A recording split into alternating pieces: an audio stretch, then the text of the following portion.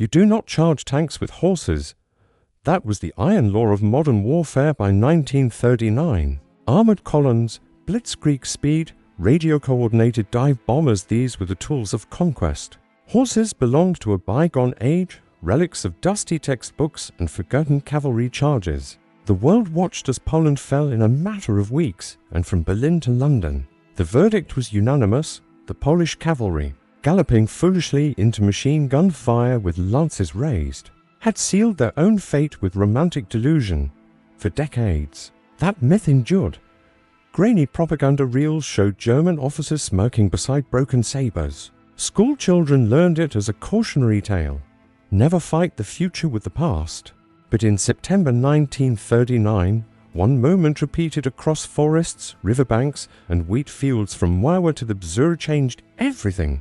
Not with foolish bravado, but with calculated fury, terrain mastery, and anti-tank rifles slung across saddlebags. The Polish cavalry didn't charge tanks. They ambushed them, and for 3 critical days they delayed the unstoppable.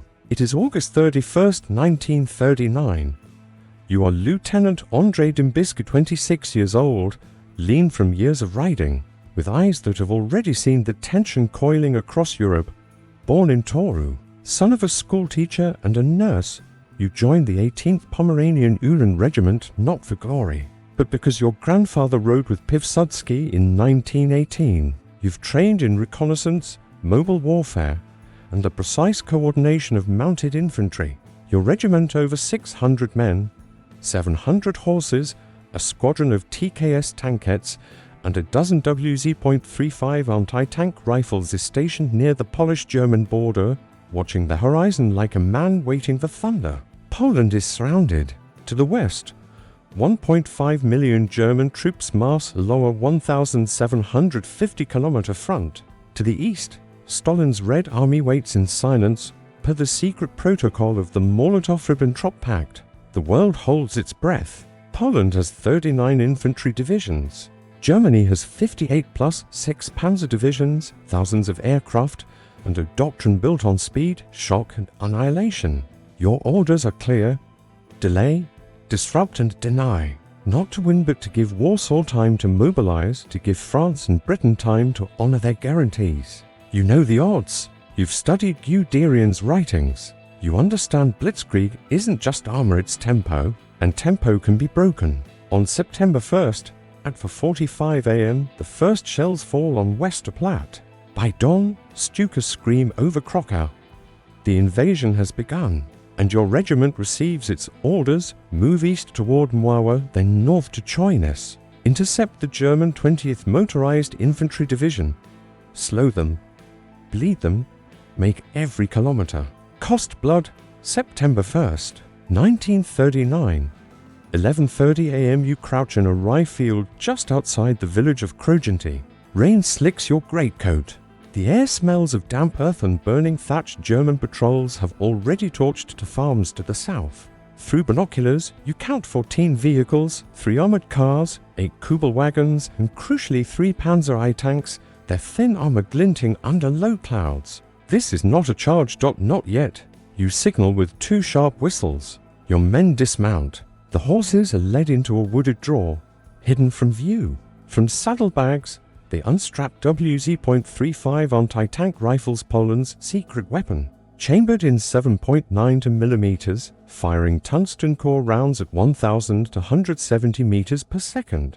These rifles can punch through 15 millimeters of steel at 300 meters, enough to disable a Panzer I's engine block or track. You've trained for this exact scenario: mounted mobility to reach the battlefield, then rapid dismount to deliver precision fire. You whisper the plan: flank left. Target engines, not turrets. When they stop, we close with grenades, then remount and vanish. At 12:15 p.m. the German column halts. A motorcycle scout dismounts, lights a cigarette. Too relaxed, too sure of themselves. Now, you raise your arm and drop it. 30 anti-tank rifles crack in unison. The sound is sharp, metallic like stone splitting. One Panzer I lurches, steam hissing from its side. Another spins, track severed. German soldiers scramble from Kubel wagons, shouting in confusion. They expected resistance, yes, but not here, not from horsemen. Then, the whistle. You leap onto your mount. The Uhlans surge forward not at the tanks, but at the exposed infantry. Sabers flash. Carbines bark. The Germans, trained for trench warfare or armored thrusts, are unprepared for mobile shock from 3 directions. In 90 seconds, 20 Germans lie dead.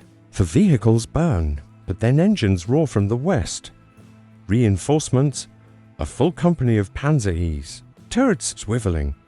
1,500 meters out, 1,100 meters, 900 meters, fall back, you shout. Hoofs pound mud. Bullets whine past ears. One Uhlan Corporal Jan Kowalski, 19, from Bydgoszcz takes a round to the shoulder but keeps riding. Teeth clenched, blood soaking his tunic. You reach the tree line just as the first 20mm shells chew through the field, where you stood moments before. They will call this a suicide charge, a romantic folly, but you didn't charge the tanks. You ambushed a soft-skinned column, exploited their overconfidence, and vanished before armor could respond. 3 days later, near the Bzura River, you do it again, this time with the full might of the Pomorska Cavalry Brigade. On September 9th, you help spearhead the largest Polish counteroffensive of the campaign. 17,000 cavalrymen, supported by artillery and infantry, strike the flank of the German 8th Army. For 48 hours, you hold a 30-kilometer gap open, allowing thousands of Polish troops to retreat toward Warsaw. German radio intercepts later reveal panic. Cavalry everywhere. Impossible mobility. They appear, strike, disappear. On September 11th, you lead a night raid on a fuel depot near Wałęsa. Dismounted, you plant satchel charges under German staff cars. At 2:17 a.m., the explosion lights the sky like false dawn. You remount in darkness, riding hard east as flares blossom behind you. But the noose tightens. On September 17th, the Soviets invade from the east. Poland is now fighting to empires. On September 19th, near the village of Wola Syrosowa, you face your darkest moment. Your regiment is down to 210 men. Ammunition is low. Horses are exhausted, ribs visible beneath sweat-soaked hides. Ahead, a German armored column, 50 vehicles strong, blocking the road to Lublin. You gather your last 12 anti-tank rifles. Assign each man a target. We make it look like we're retreating, you say. Draw them into the ravine. The ruse works. The lead half-track rolls into the kill zone. But then a misfire. A jammed bolt. One rifle fails. The Germans sense hesitation. Machine guns open up. Dirt sprays. 2 Uhlans fall. For a heartbeat, it's over. Then Sergeant Marek Zeliska, veteran of the Silesian uprising, stands, exposes himself, and fires from the hip. His round hits the half-track's fuel tank. Fire erupts. Chaos follows. You seize the moment. Now, sabers out. The remaining 80 Uhlans crash into the disoriented German infantry. It's brutal, close, human. Steel on bone. Screams in 2 languages. You kill a German lieutenant with your saber, his eyes wide, not with fear, but disbelief. Cavalry. He gasps before falling. You break through. Barely.